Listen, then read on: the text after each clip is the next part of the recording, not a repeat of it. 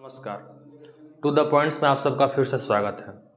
कल हम लोगों ने लोकसभा, राज्यसभा और उससे संबंधित जितनी भी अनुच्छेद हैं सबको पढ़ लिया था। कल हम लोगों ने 79 से शुरू करके 87 तक पढ़ लिया था। आपको पता है 79 में संसद का जिक्र है कि भारत में एक संसद होगी, इसका जिक्र है। और 80 में राज्यसभा का और 81 में लोकसभा का जिक्र है। हम लोगों ने 79, 80, 81, 82, 83 इस तरह से 87, 87 तक पढ़ लिया था हम लोगों ने, जिसमें 87 में ये जिक्र है कि जो भारत के राष्ट्रपति हैं वो सदन में अभिभाषण करेंगे। तो हम लोगों ने 87 तक पढ़ लिया था। अब जो हमारा आज का टॉपिक है वो है 87 के बाद का। जैसा कि आप सबको पता है कि हम लोग एक सीक्वेंस में चल रहे हैं। शुरू से जितने भी अनुच्छेद हैं उन सबको कवर करते आ रहे हैं। उसमें हम लोग एक एक अनुच्छेद तो नहीं देख रहे हैं, लेकिन जो भी प्रमुख अनुच्छेद हैं वो सबको पढ़ रहे हैं, क्योंकि आप सबको पता है कि टोटल संविधान में 395 अनुच्छेद हैं, 395 आर्टिकल्स है।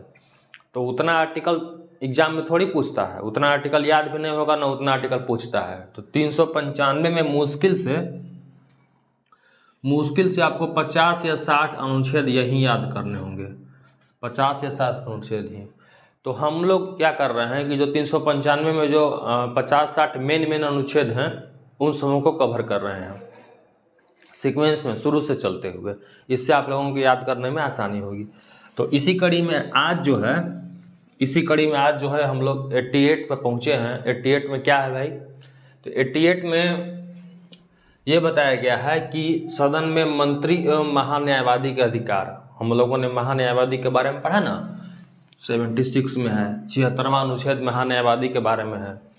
मंत्री के बारे में हम लोगों ने पढ़ा। जो 75वां अनुच्छेद है वो मंत्रियों के बारे में है। मंत्रिपरिषद में और भी जितने मंत्री होते हैं प्रधानमंत्री के अलावा, उनके बारे में।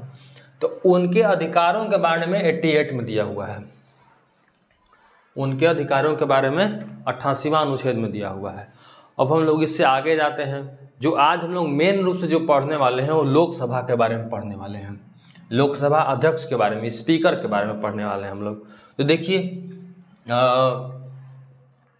88 के बाद 89 जो अनुच्छेद है उसमें राज्यसभा के सभापति और उपसभापति का वर्णन है। हम लोग लोकसभा पर आ रहे हैं। राज्यसभा के सभापति और उपसभापति का वर्णन है कि 89वां अनुच्छेद में ये बताया गया है कि राज्यसभा का एक सभापति होगा और एक उपसभापति होगा, और इन दोनों का अब्सेंट रहने पे 6 सदस्यीय पैनल में से कोई एक उसकी अध्यक्षता करेगा, राज्यसभा की अध्यक्षता करेगा। जैसे राज्यसभा में टोटल 250 सदस्य होते हैं, जिसमें 245 अभी सदस्य हैं। तो इनमें इनकी अध्यक्षता कौन करेंगे? सभापति करेंगे, उपसभापति करेंगे। और इन दोनों में से अगर कोई नहीं उपलब्ध है तो 6 सदस्यीय जो पैनल है सीनियर मेंबर्स का, उनमें से कोई अध्यक्षता करेगा। अब हम लोग आगे देखते हैं लोकसभा के अध्यक्ष एवं उपाध्यक्ष के बारे में। तो लोकसभा के अध्यक्ष के बारे में 93वां अनुच्छेद में लिखा हुआ है। ये देखिए हम लोग लगातार नहीं है, क्योंकि बीच का जो भी अनुच्छेद है वो उतना इम्पोर्टेंट नहीं है, तो हम लोग उसको स्किप कर दे रहे हैं। कैसे आप लोग एड्स को स्किप कर देते हैं यूट्यूब पे, उसी तरह से हम लोगों ने बीच का अनुच्छेद स्किप कर दिया है। मेन अनुच्छेद क्या है? ये 93 का लोकसभा का अध्यक्ष एवं उपाध्यक्ष के बारे में बताता है। ये लोकसभा में एक अध्यक्ष होगा और एक उपाध्यक्ष होगा। ये 93 अनुच्छेद में लिखा हुआ है। आप लोग इसको कॉपी में अनुच्छेद बाय अनुच्छेद लिखते जाइएगा। खाली कहानी सुन के याद करने से अध्यक्ष तो होता ही है, उपाध्यक्ष तो होता ही, आप सबको भी पता है, लेकिन ऐसा लिखा किस अनुच्छेद में है, किस आर्टिकल में ऐसा लिखा हुआ है, सवाल ये आता है। तो आपको ये पता होना चाहिए कि ये 93 में लिखा हुआ है कि लोकसभा का अध्यक्ष होगा, एक उपाध्यक्ष होगा। और ये दोनों अगर एब्सेंट हैं, सदन में उपस्थित नहीं है, तो अध्यक्षता कौन करेंगे? तो इसकी अध्यक्षता 10 सदस्यों के पैनल में से कोई एक सदस्य करेगा, जिसको राष्ट्रपति चुन के भेजेंगे। तो इनके मामले में 6 सदस्यीय पैनल है सभापति के मामले में, लेकिन अध्यक्ष के मामले में 10 सदस्य का पैनल है।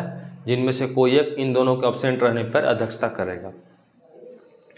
ये लोकसभा का अध्यक्ष की काफ़ी पावर भी रहती हैं। आप लोगों ने अक्सर देखा होगा कि जो भी सदन में चाहे कोई भी हो, प्रधानमंत्री ही क्यों ना हो, लेकिन वो जब भी संबोधित करेंगे तो लोकसभा के आसन को की तरफ देखकर ही संबोधित करेंगे।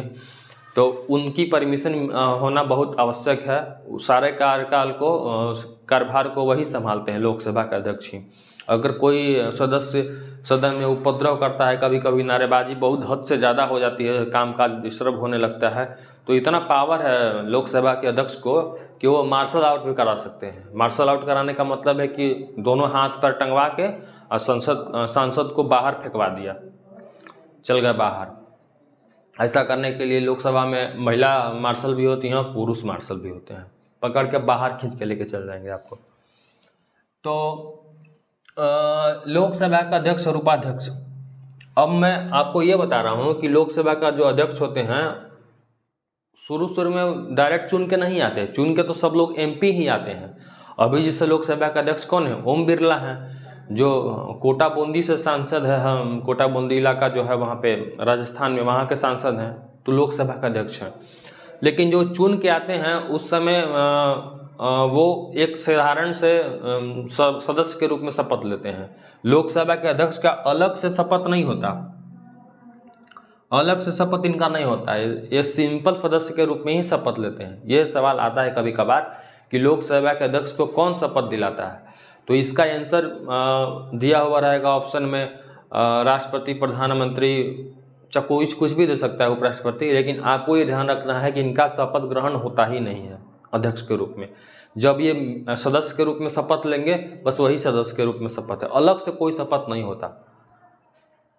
उसके अलावा देखिए, जब लोकसभा का अध्यक्ष आते हैं तो उनके पहले सारे लोगों को सदस्य, जितने भी सदस्य हैं 545 चुन के राय, उन सबको शपथ दिलाने के लिए एक प्रोटेम स्पीकर की व्यवस्था की गई है। एक प्रोटेम स्पीकर रहता है, अस्थायी अध्यक्ष रहता है, प्रोटेम स्पीकर रहता है। प्रोटेम स्पीकर का काम क्या है, ये राष्ट्रपति द्वारा नियुक्त होता है। इसका काम बस यही है कि जितने भी नए एमपी आए हैं उनको शपथ दिलाना, नए एमपी को शपथ दिला दिया जाएगा। उसके बाद इनका काम खत्म, इनका पोस्ट भी खत्म। अब उसी एमपी में से एक किसी व्यक्ति को अध्यक्ष चुना जाएगा, जिस तरह से अभी ओम बिरला को चुना गया है, मैंने आपको बताया। लेकिन आप ये भी ध्यान रखिए, अभी जो लोकसभा बैठी हुई है 17वीं लोकसभा, उसके प्रोटेम स्पीकर कौन थे, सवाल कभी कभी आ जाता है। तो अभी जो लोकसभा है उसके प्रोटेम स्पीकर 2019 में जब चुने गए थे तो वो है वीरेंद्र कुमार को प्रोटेम स्पीकर चुना गया था। एक सवाल ये भी आता है, जब फर्स्ट लोकसभा गठित हुई थी, जब चुनाव हुए थे 1951 में, तब उस समय कौन प्रोटेम स्पीकर बने थे, ये बड़ा फेमस क्वेश्चन है। तो वो उस समय है जीवी मालवंकर, उनका नाम है। वो उस समय गणेश वासुदेव मालवंकर, ये उस समय प्रोटेम स्पीकर बने थे। इन्होंने ही सभी को शपथ दिलाया था। ये हो गया। उसके बाद हम लोगों ने अध्यक्ष को देखते हैं। अध्यक्ष को मैंने बताया कि जिसे लोकसभा के एमपी के द्वारा इनका चुनाव होता है। जब सदस्य बन गए लोकसभा के, उनका शपथ ग्रहण हो गया, तो वही लोग एक व्यक्ति को अध्यक्ष चुनेंगे और एक व्यक्ति को उपाध्यक्ष चुनेंगे। दोबारा शपथ नहीं होता है, मैंने आपको बता दिया। अब सबसे ज़रूरी बात जो अक्सर एग्जाम में आती है कि लोकसभा का जो स्पीकर है, इंग्लिश में स्पीकर बोलते हैं इनको, तो लोकसभा का जो स्पीकर है, अध्यक्ष है, वो अपना त्यागपत्र किसे देते हैं। तो आपको ऑप्शन में उलझा सकता है, राष्ट्रपति को, प्रधानमंत्री को, उपराष्ट्रपति को। लेकिन आप ध्यान रखिएगा कि लोकसभा के जो अध्यक्ष हैं अपना त्यागपत्र, अपना इस्तीफा उपाध्यक्ष को देते हैं, और उपाध्यक्ष को अपने पद से रिजाइन करना होगा तो वो अध्यक्ष को दे देंगे। तो ये लोग आपस में ही रिजाइन अपना अपना एक दूसरे को दे देते हैं, ये मामला है। तो अध्यक्ष का त्यागपत्र उपाध्यक्ष को और उपाध्यक्ष का त्यागपत्र अध्यक्ष को, इस तरह से होता है। अब हम लोग ये देखते हैं कि इनको अगर हटाना रहेगा तो किस तरह से प्रस्ताव लाया जाएगा।